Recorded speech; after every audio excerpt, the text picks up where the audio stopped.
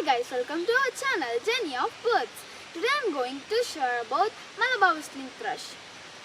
I will show some pictures of Malabar whistling thrush. Malabar whistling thrush usually found in dark dense forest. Has shining forehead and shoulder patches. It can appear blue and black. Its Tamil name was Singar Poonguruvi or Akka Kuruvi. Eats insects, frogs, crabs, earthworms and berries. Guys, wait, I got one sound. I got a video, I will show you. In between we hear the noise about buff-throated warblers.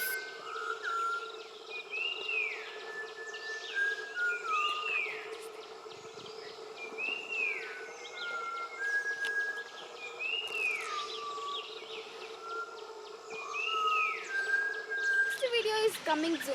Hornbill nesting.